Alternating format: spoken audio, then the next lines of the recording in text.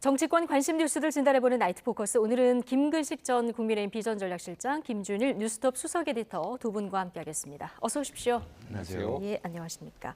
자, 한동훈 국민의힘 비대위원장이 취임 이후 처음으로 여당 의원총회에 참석했습니다. 4월 10일까지 완전히 소모되겠다며 총선 승리 의지를 밝혔는데요. 이 발언 듣고 오시겠습니다. 제가 국민의힘에 온다고 하니까 저에게 너무 빠르다? 이미지를 그렇게 소모하면 안 된다? 너는 소모당할 것이다? 이렇게 충고하셨습니다. 지금은 아니다라고요. 저는 4월 10일까지 완전히 소모되겠습니다. 저는 이번 총선은 누가 더 국민에게 절실하게 다가가느냐에 대해 승부가 달려있다고 생각합니다. 음모론을 퍼뜨린 세력, 사사건건 국민의 앞길, 정치의 앞길을 막는 세력, 우리는 아닙니다. 우리는 절실하게 승리하고 싶고 그 이유는 그래야만 지금 이런 독주, 이런 무법천지를 막을 수 있기 때문입니다. 네, 4월 10일까지 완전히 소모되겠다. 그래서 총선에서 이기겠다. 이 얘기를 지금 듣고 오셨는데요. 오늘 김근식 실장님 어떻게 들으셨습니까? 애초에 이제 한동훈 비대위원장이 이제 전격적으로 국민의힘에 이제 비상대책위원장으로 온다고 했을 때 이런저런 논란이 있었습니다만 한동훈 본인의 고민이 제일 컸지 않겠습니까? 그때도 한동훈 비대위원장이 법무장관으로서 국민들에게 인기 좋은 셀럽이었고 미래가 탄탄히 보장될 수 있는 이런 사람이었는데 정치를 전혀 해보지 않은 입장에서 급작스럽게 집권 여당의 비상대책위원장을 온다고 했을 때 본인이 상당한 과감한 모험을 하는 거거든요. 그러니까 제가 예전에도 어디 방송에서 올인이라고 표현했습니다만 자기 모든 걸 던진 거죠. 그러니까 4월 10일 날 총선의 결과에 따라서는 잘 나가던 국무위원, 젊은 국무위원, 법무부 장관 한동훈이 정치적 미래가 완전히 초토화되면서 망할 수가 있는 것이고요.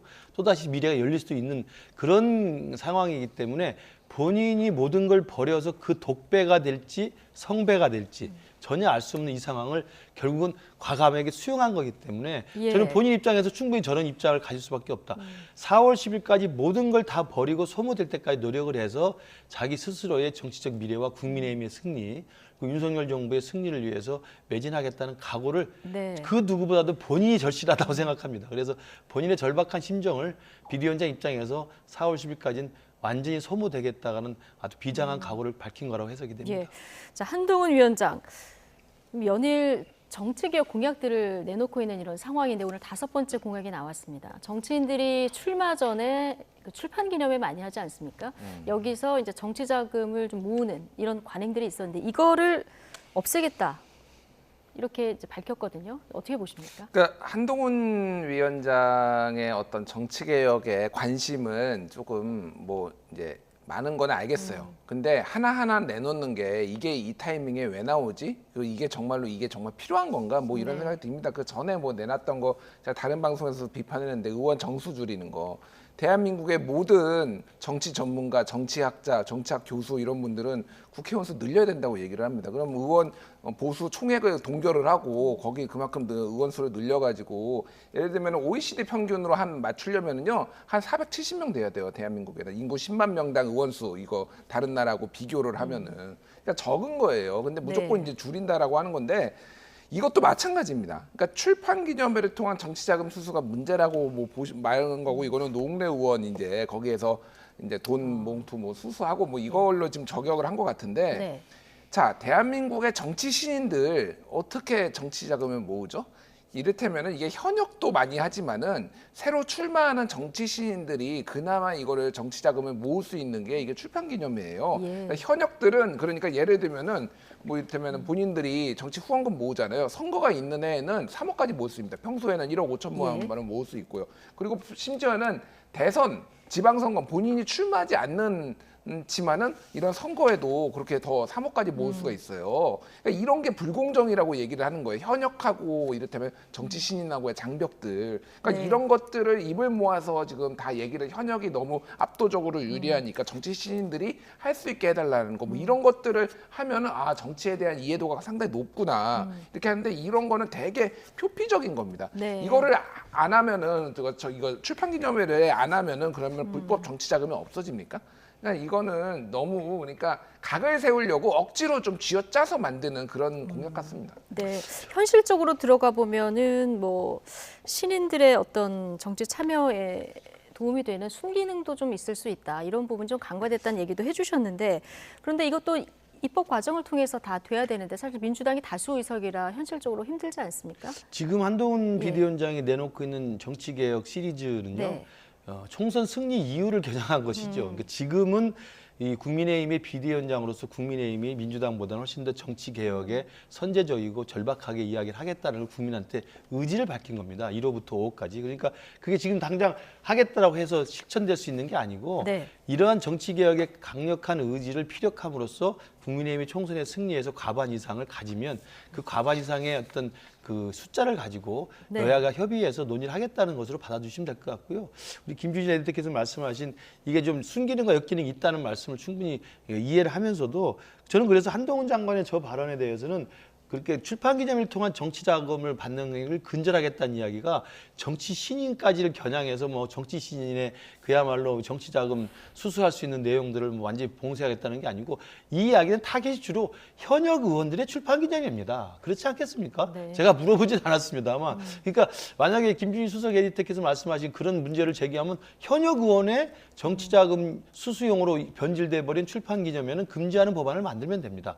그리고 지난번에 그 정치개혁으로 이야기했던 그 금고 이상의 실형이 확정이 되면 그 재판 기간 동안에 세비를 반납하겠다는 것도 예. 우리 수석 에디터께서 저한테 다른 방송에서 비판하셨는데 그것도 불구속 상태에 하는 것은 그 당시 불구속 상태에서 의정 활동을 하면 되기 때문에 그것까지 하는 건 아니고요.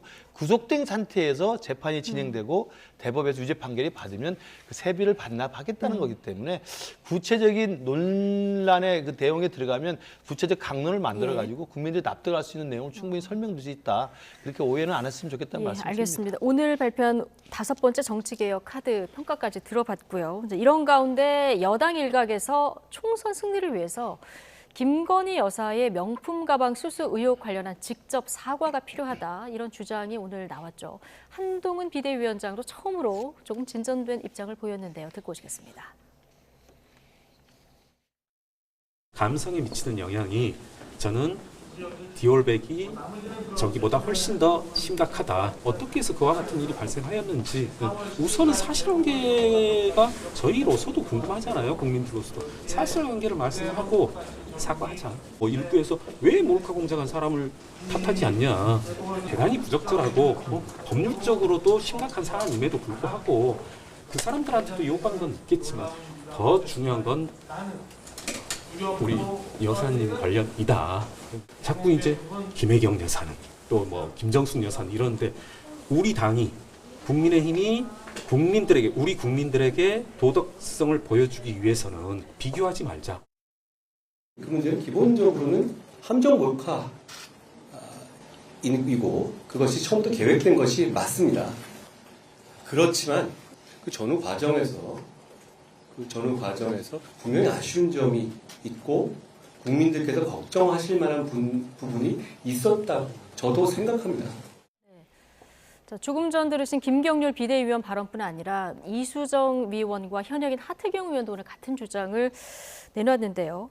자, 한동훈 위원장은 그동안 이게 몰카 함정이다.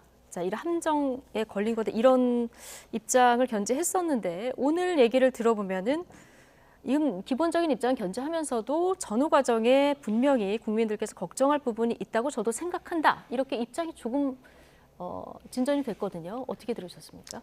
이거를 진전된 걸로 봐야 되나요? 그러니까 걱정할 부분이 있다고 생각을 예. 하는 게 아니라 이를테면은 사과를 하십시오라고 요구를 해야죠. 그래야지 진전이 된 거죠. 그러니까 네. 김건희 여사가 그러니까 다른 분들이 똑같이 얘기하는 게 뭡니까? 하태경, 김경률, 이수정, 김건희 여사가 직접 풀라는 거예요.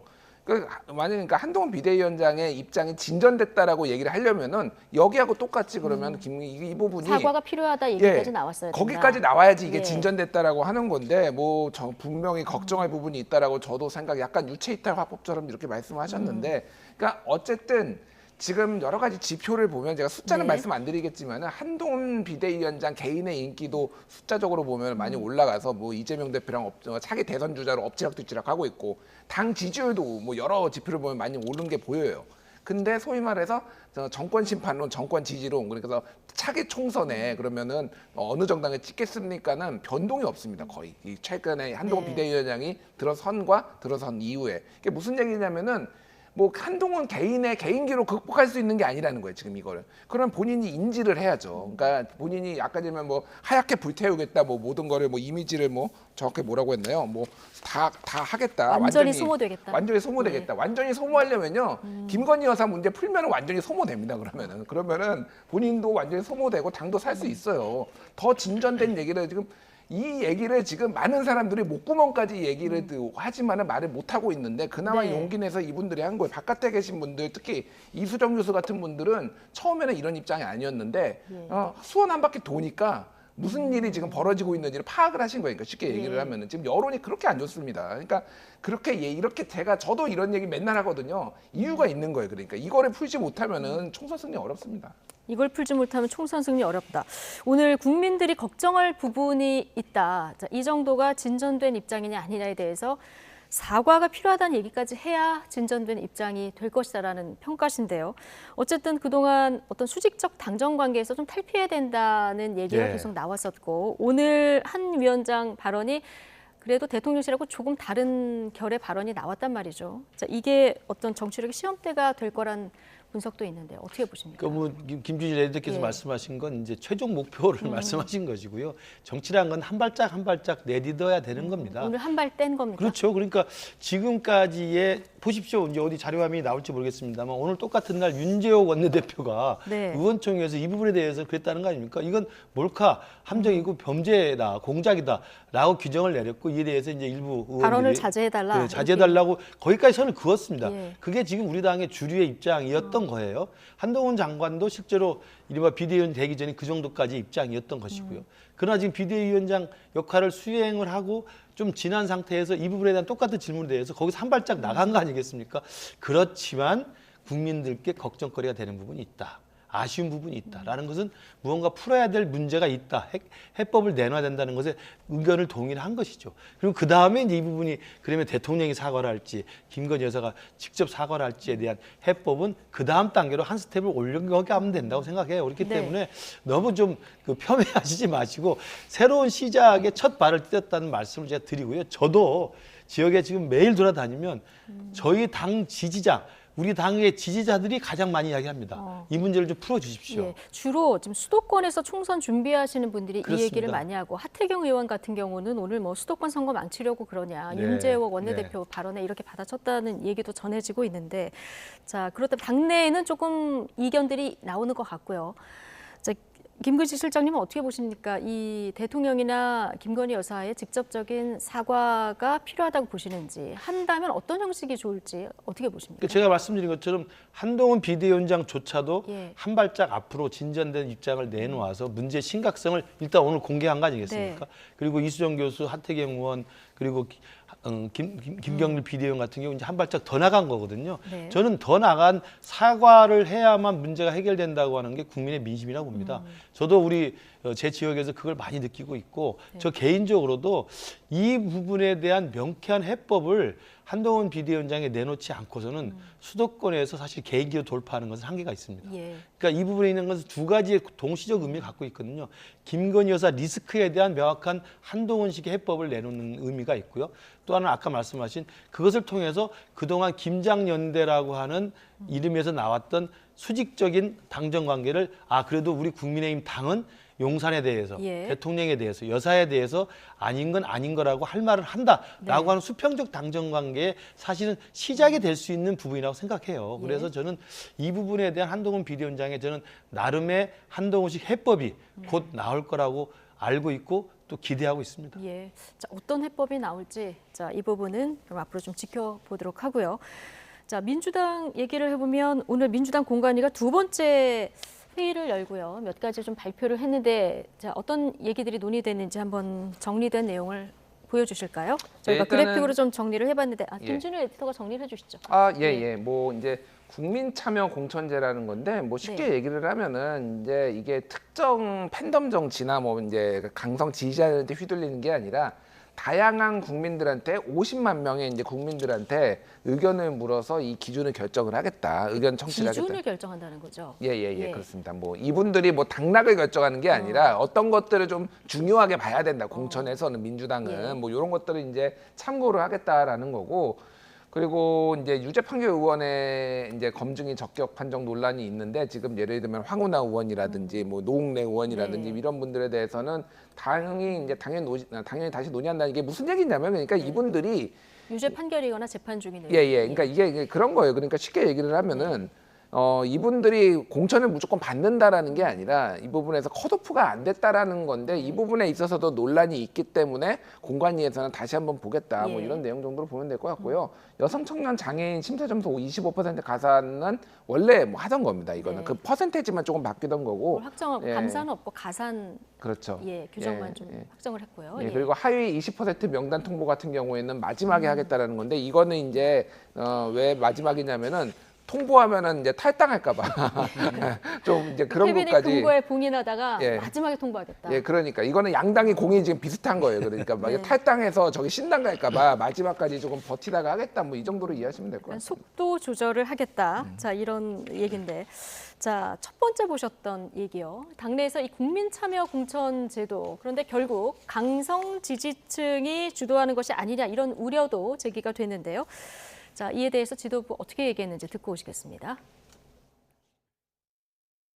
국민 참여 공천에 대해서 일부 강성 지지층의 그 의견이 좀 반영될 수 있다는 의견이 있는데 강성 지지층의 그러니까 그런 의견들이 과대 반영될 수 있는 것을 줄이기 위해서 그러니까 제1번이 심사 채점을 함부로 그러니까 마음대로 할 수 없게끔 개량화해 놓는다는 뜻이거든요. 그러니까 오히려 이 투명성과 합리성이 강화가 되면은 그 점을 방지할 수 있게 되겠죠. 그러니까 최소화할 수 있게 되겠죠.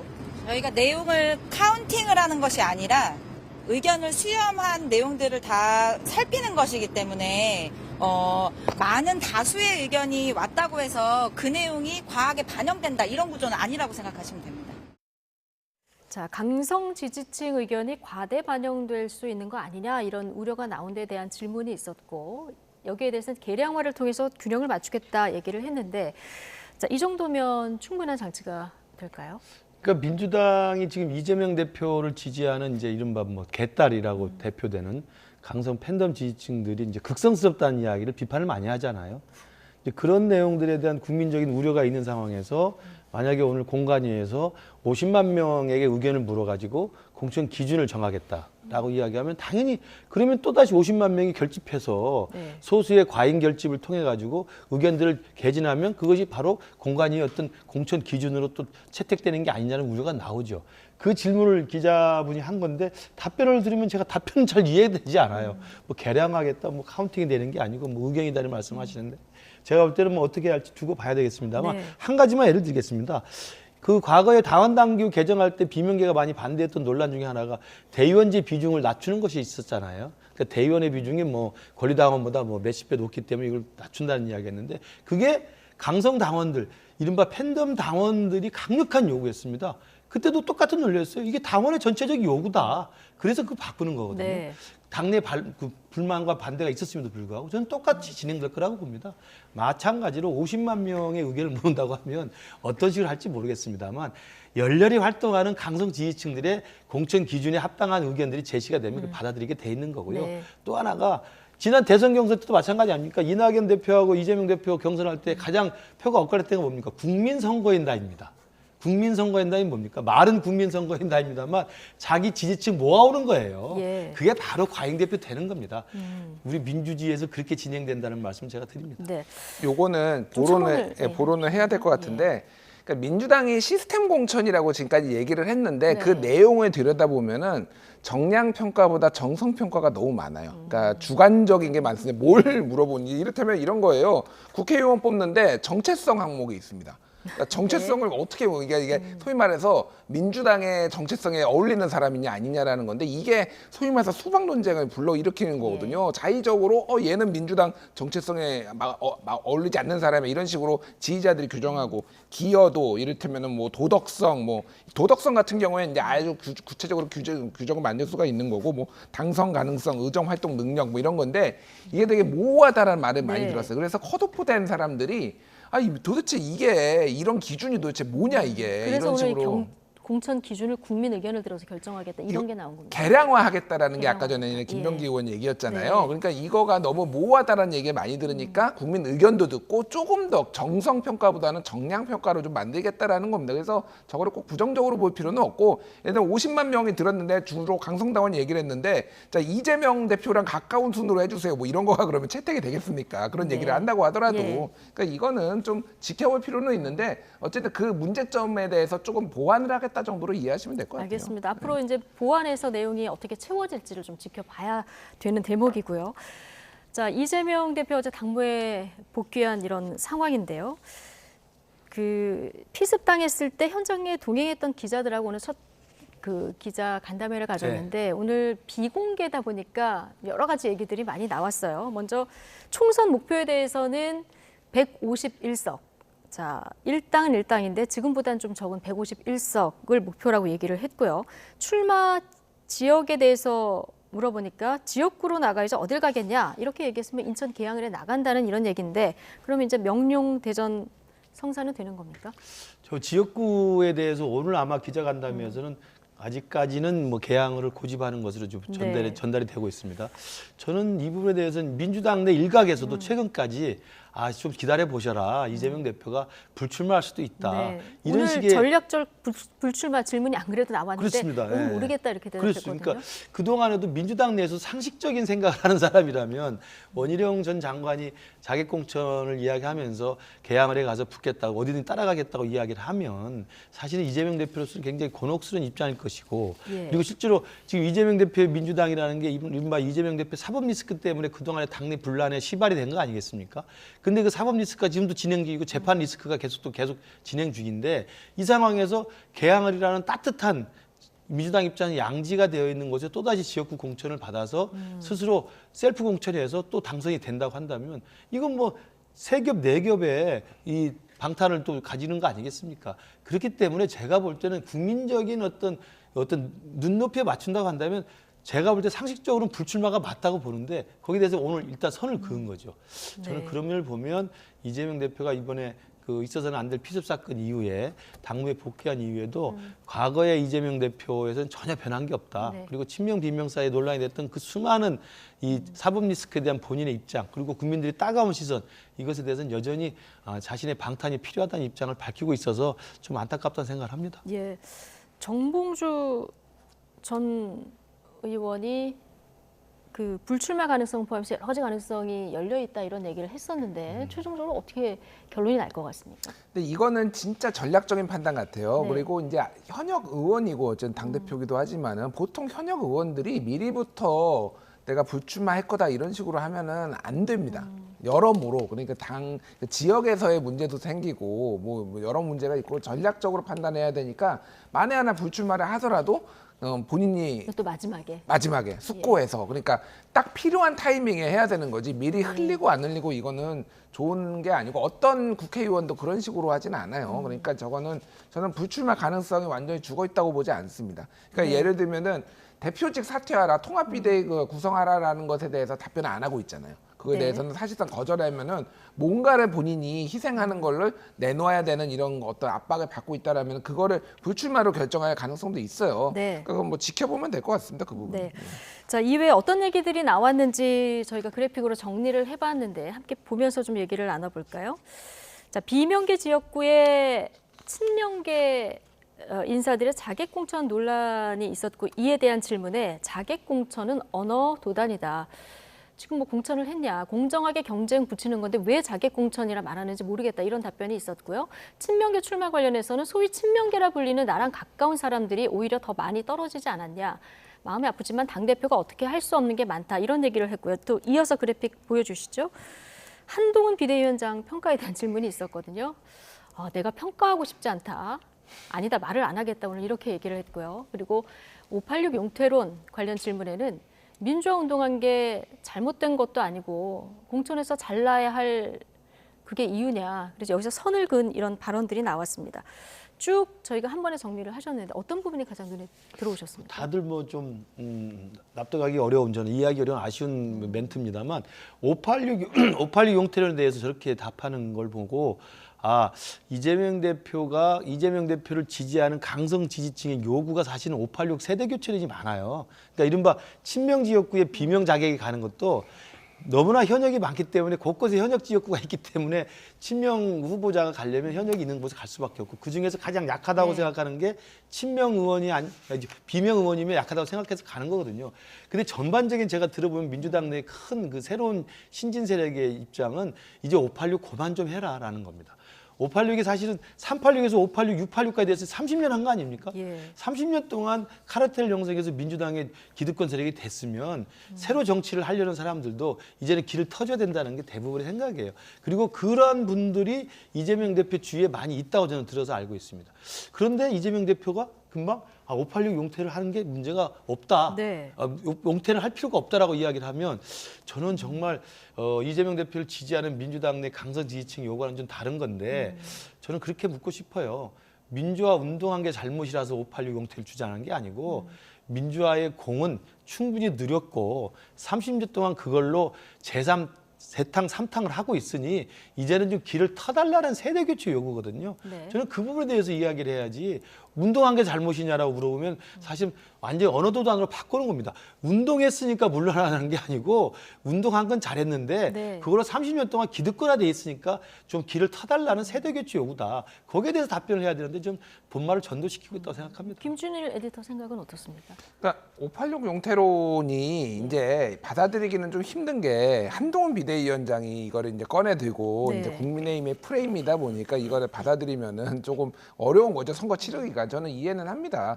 근데 이게 되게 모호한 게 있어요. 제가 이거를 항상 국민의힘이나 요걸 말씀하시는 분한테 좀 드리고 싶었던 게 나이가 기준인가요? 아니면 운동권은 경력이 기준인가요? 그러니까 왜 이 얘기를 하냐면은 자, 80년대 학번이면 우리 김근식 교수님도 586이에요. 운동도 하셨어요. 심지어. 그리고 옛날 구속됐던 걸로 알고 있습니다. 그러면 김근식 교수님 하지 마. 전향한 거니까 그럼 괜찮은 건가요, 그러면은? 그러니까 제가 이게 말씀드리고 싶은 건 뭐냐면은 실제 그러면은 운동권이라서 안 된다라고 한다라면은 그때부터 오랫동안 의정 활동을 한 사람은 거의 손에 꼽아요, 지금. 지금. 그러니까 예를 들면은 뭐 이인영, 뭐 임종석, 예를 들면 우상호 의원 지금 출마 안 한다고 하잖아요. 그래서 지금 뭐 이제 김민석, 뭐 예를 들면 그리고 뭐 이제 예를 들면 저기 마포의 정청래. 그러니까 대여섯 명밖에 없어요, 사실. 그리고 지금 사실 586들 중에 의원 되신들 중에 초선 의원도 많습니다.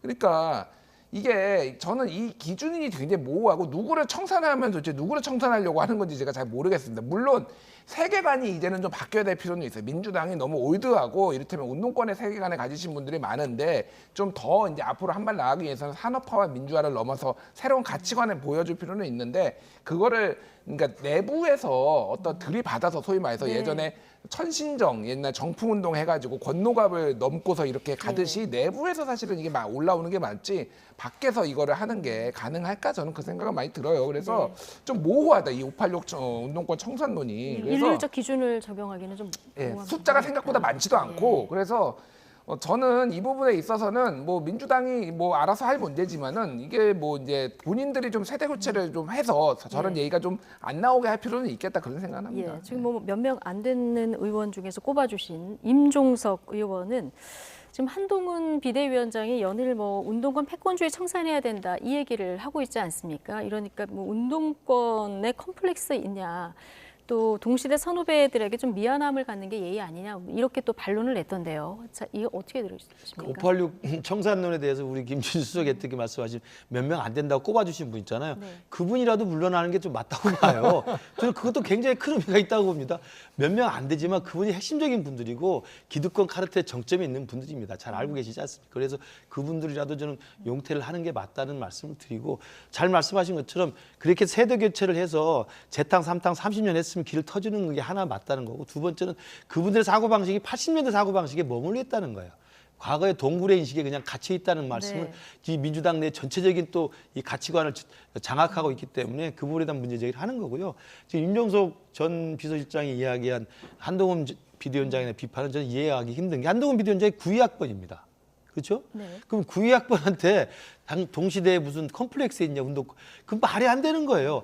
제가 이야기로 586 운동권에게 컴플렉스 있다고 그런 건 같은 586 세대를 살았던 분들이 임종석이니 이인영이니 뭐 우상원이 이런 분들이 뭐 열심히 운동했을 때 운동 안 한 것에 대한 마음의 빚을 물어볼 때 그 컴플렉스 있다고 물어보는 거거든요. 근데 9위학번 민주화 된 이후에 자유롭게 대학 다니는 9위학번 한동훈 비대위원장한테 컴플렉스 말하면 됩니까? 그리고 선후배에게 미안한 감을 아니 9위학번에 민주화 된 이후에 자유롭게 열심히 하고 싶은 거 공부한 사람한테 선후배한테 미안한 감이 왜 가집니까? 저는 임종석 전 비서실장이 점잖은 분이지만 한동훈 비대위원장을 겨냥해서 비판을 위해서는 너무 지금 이 각을 잘못 잡은 겁니다. 네. 저희 이야기는 9위학번 한동훈한테 할 이야기는 저는 아니라고 분명히 말씀드립니다. 임종석 의원 관련한 얘기가 한 가지 더 있는데 검찰이 울산시장 선거 개입 의혹 관련해서 임종석 전 비서실장 그리고 조국 전 민정수석 포함해서 한 5명 정도를 다시 수사하기로 결정을 했습니다. 야당 반발은 거센 상황인데 이게 재수사하기로 된 배경은 어떻게 되는 겁니까?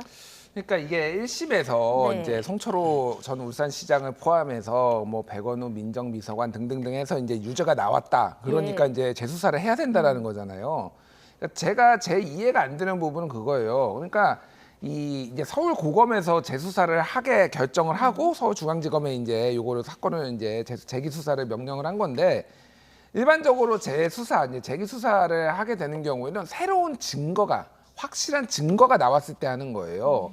관련자들이 유죄를 받았다라고 하는 것과 새로운 증거가 나왔다라는 거는 별개거든요. 그러니까 저는 아직 그러니까 뭐 검찰에서 이거에 대해서 보완을 유지해야 되는지는 모르겠으나 예를 들면 이 관리 송철호 시장을 비롯해서 청와대에 있었던 그 뭐 민정수석실이나 뭐 여기에 있었던 분들이 유죄를 받았다라고 해서 이게 조국 그리고 이제 임종석이 관여했다라는 증거를 잡았다는 얘기를 전혀 못 들었습니다. 그러니까 유죄를 받는 거하고 이거는 다른 문제예요. 그러니까 그러면 지금 시점에 와서 이걸 다시 들여다본다. 그러면 왜 2020년에는 그때는 불기소했습니까? 그때도 의심은 했지만은 증거를 못 찾았다라는 거잖아요. 그러니까 저는 이 부분은 굉장히 좀 의아합니다. 일단은 이게 그래서 선거를 앞두고 임종석 실장이나 뭐 조국 전 민정수석 장관이 출마를 하겠다라는 의지를 비치고 있으니 오히려 이게 일종의 선거 개입처럼 좀 보일 여지가 충분하다. 상당히 무리한 수사가 될 수도 있겠다. 만약에 이게 무리한 수사가 아니라고 하면 검찰이 증거를 보여주십니다. 이런 이유 때문에 그 단순히 관련자들의 유죄가 아니라 그때도 관련자들은 다 혐의 가지고 봤는데 지금 달라진 게 아무것도 없다라는 겁니다. 그 부분을 지금 하지 않으면 이거는 굉장히 검찰이 무리하다라는 비판을 받을 수밖에 없을 것 같아요. 뭔가 검찰이 새로운 증거를 가지고 있느냐 없느냐 이 부분이 좀 핵심이 될 것 같다는 말씀도 해주셨는데 당장 당사자들 반발은 거셉니다. 임종석 전 대통령 비서실장은 오늘 YTN 뉴스라이브에 출연해서 검찰의 재기수사 명령에 대해서 어처구니 없고 유감스럽다 이렇게 강조했는데요. 이 얘기 듣고 오시겠습니다. 정말 어처구니 없고 유감스럽습니다. 아무리 검찰 정권이라지만 검찰이 주머니 든 공깃돌도 아닐 텐데 이렇게 마음대로 이러니까 검찰 독재 소리를 듣는 겁니다. 어떤 상황이 바뀌지도 않았는데 특히 저와 관련한 부분들은 이미 뭐 한병도 의원이랄지 다 무죄가 났는데 다시 수사를 재개하겠다? 명백한 정치 탄압이고 저는 단호하게 맞서 싸울 겁니다. 임종석 전 비서실장이 오늘 뉴스라이브에 출연해서 다른 이슈로 얘기를 하던 중에 저 속보가 떠서 좀 앵커가 질문을 했고 거기에 대한 답변을 지금 듣고 오신 건데 명백한 정치 탄압이다. 조국 전 장관도 정말 검찰 끝도 없는 칼질이 지긋지긋하지만 나오라고 하면 나가서 조사 받겠다 이런 입장인데요. 어떻게 보십니까? 그렇죠. 뭐 나오라면 나가서 조사 받는 거죠. 그러니까 이미 한번 시작된 사건이라는 울산시장 그 선거 개입 사건이기 때문에 그때 이미 아마 2020년에 문재인 정권 검찰에서 수사를 했던 거잖아요. 정리가 돼서 지금 1심 판결이 이미 나와 있는 관련자들 사건입니다. 그런데 지금 우리 국민의힘에서 항고를 했고 그러니까 1심의 불기소가 부당하다 해서 항고를 했고 지금 이번에 검찰에서 1심 판결에 실형 선고가 나왔기 때문에 그 내용에 새로운 사실이 있었기 때문에 저는 재수사 명령을 했다고 생각을 합니다. 지금 이현석 검찰총장 체제에서 그런 명백한 새로운 증거거나 아니면 기소할 만한 충분한 유죄 혐의가 입증될 만한 피의 사실이 없다고 한다면 괜히 재수사를 명령을 내렸겠습니까? 저는 그렇지 않을 거라고 보고요. 네. 저는 당당하게 이분들 임종석 실장이나 조국 전 장관이나 당시 그 사건에서 핵심 정점에 의혹이 있었던 분입니다. 네. 당시 비서실장이었고 당시 민정수석이었기 때문에 그랬던 분이기 때문에 그 당시 수사도 다 받았잖아요.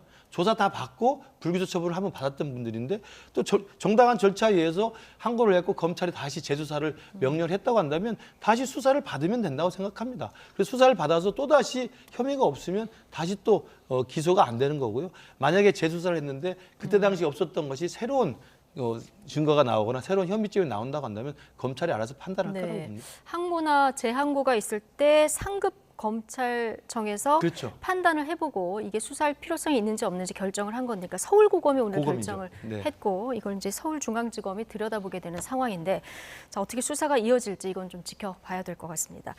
자, 오늘 이런 일도 있었는데요. 윤석열 대통령이 전북특별자치도 출범식에 오늘 참석을 했었는데요.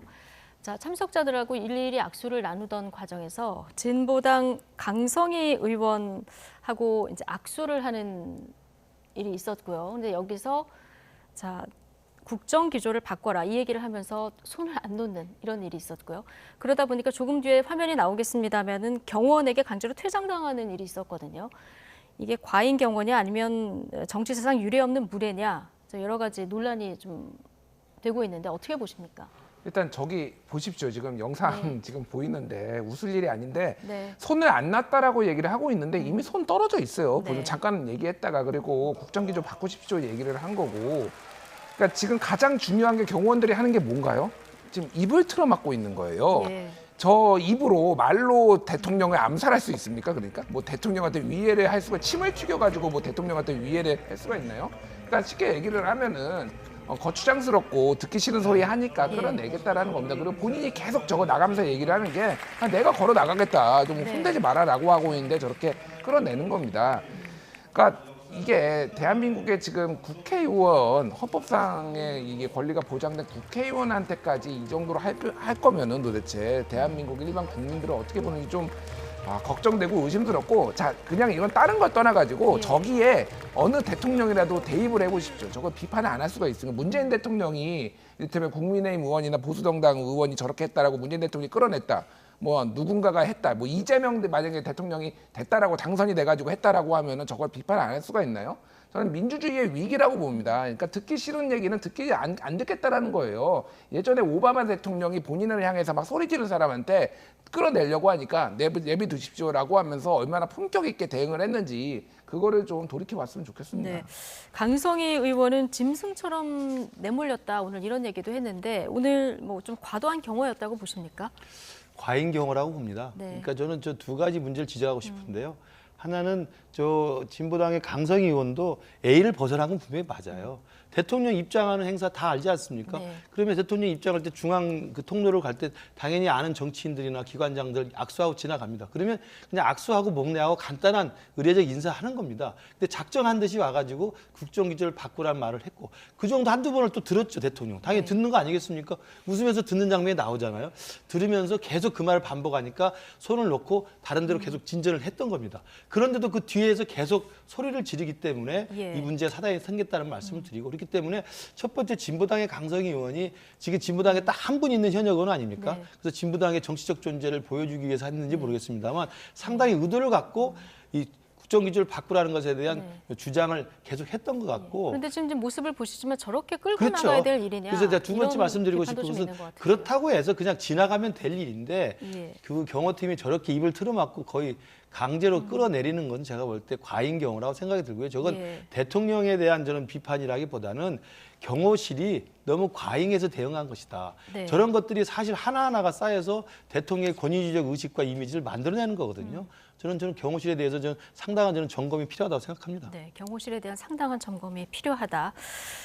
자, 여기까지 들었습니다. 마지막 주제 짧게만 다뤄볼 텐데 개혁신당이 공약 하나를 오늘 내놨습니다. 이준석 개혁신당이.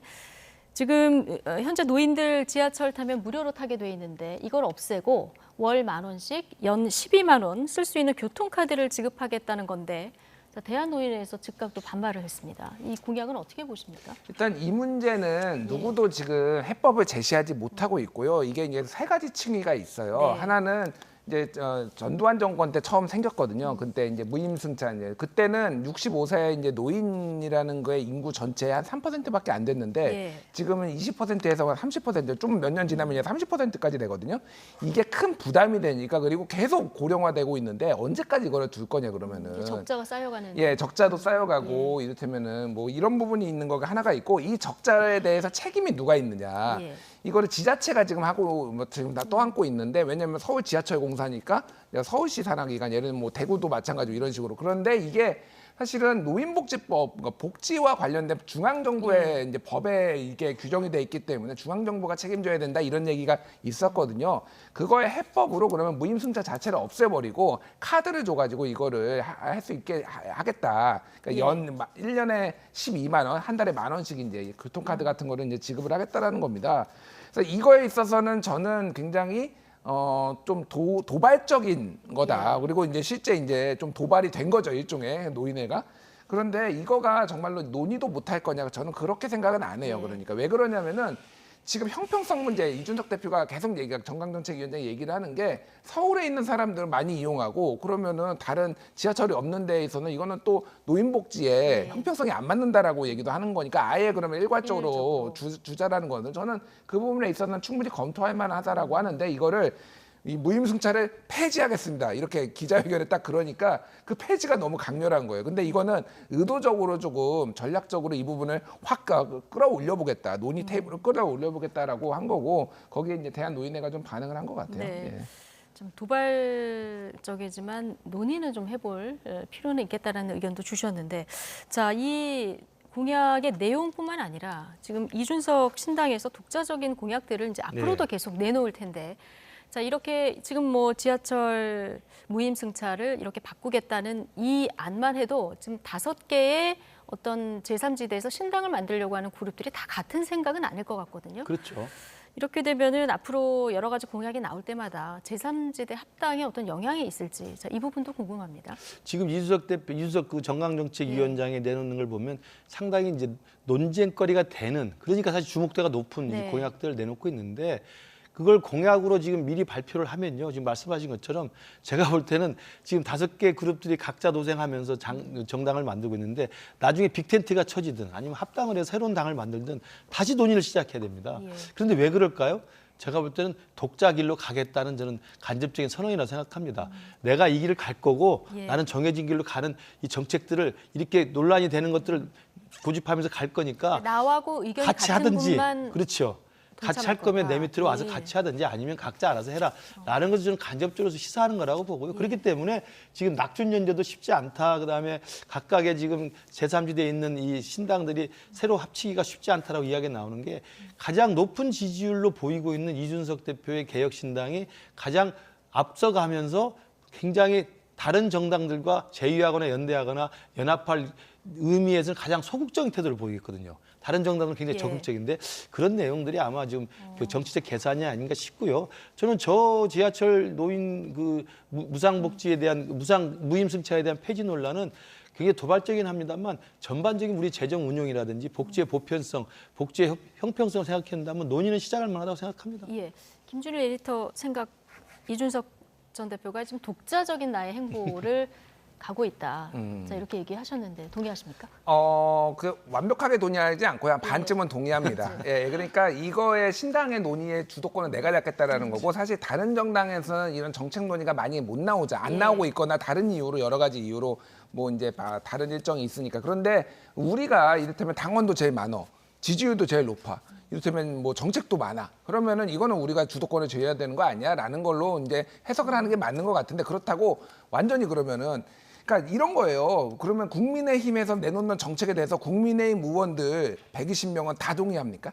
그러니까 동의 안 할 수도 있는 부분이 있는 거죠. 그거는 조율을 해가면 되는 거지. 그러니까 너 동의 안 하면 너 나가. 뭐 이런 식으로 되는 건 아니고 그거는 일단 주도권을 잡고 가겠다. 주도권을 잡고 가겠다라는 거는 뭐 명확해 보입니다. 알겠습니다. 나중에 조율도 가능하다. 예. 오늘 두 분 말씀은 여기까지 듣겠습니다. 김근식 전 국민의힘 비전전략실장, 김준일 뉴스톱 수석 에디터 두 분과 함께했습니다. 고맙습니다.